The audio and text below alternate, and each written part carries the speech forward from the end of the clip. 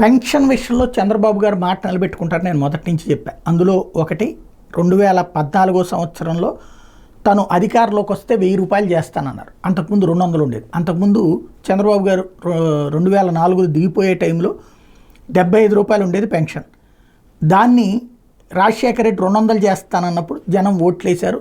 రాజశేఖర రెడ్డి రాగానే 200 రూపాయలు చేశారు. బట్ ఆయన బతికున్నంత వరకు అదే ఉంది. ఆ తర్వాత కాంగ్రెస్ అధికారంలో ఉన్న అదే అమౌంట్. తర్వాత చంద్రబాబు గారు ఎలక్షన్స్ అప్పుడు అది 1000 రూపాయలు చేస్తానని మాట ఇచ్చారు. ప్రజలు అప్పుడు ఆయన నమ్మారు, ఓట్లేశారు. ఆయన రాగానే 1000 రూపాయలు పెన్షన్ చేశారు. ఆ తర్వాత పాదయాత్ర సందర్భంలో జగన్ 2000 ఇస్తానన్నప్పుడు ఎలక్షన్స్కి ఒక 3-4 నెలల ముందు 2000 రూపాయలు చంద్రబాబు గారు కూడా ముందే పెంచేశారు.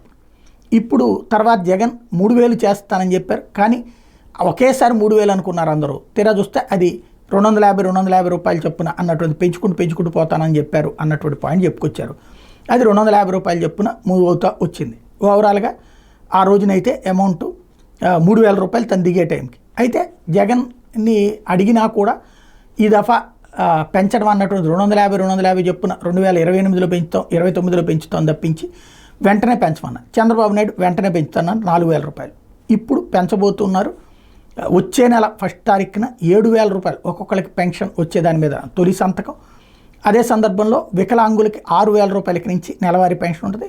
మిగతా వాళ్ళకి ఈ 4000 రూపాయల పెన్షన్ అన్నటువంటిది ఉంటుంది. అయితే ఇక 50 ఏళ్ళ వాళ్ళకే పెన్షన్ అన్నటువంటి దాన్ని జనం దగ్గర నుంచి ఒక ఫార్మ్ అంటే ముందు ఒక పాలసీ పెట్టాలా. అందులో బీసీ, ఎస్సీ, ఎస్టీ, మైనార్టీ అన్నారు కాబట్టి ఆయా వర్గాల ప్రతి ఇంటి దగ్గర నుంచి డేటా తీసుకోవాలి. వాళ్ళల్లో ఎవరెవరు అర్హులు అనేది తీసుకోవాలి. ఇదంతా కొంచెం టైం పట్టేటటువంటి అవకాశం ఉంటుంది. మేబీ 2-3 నెలలు పట్టచ్చేమో.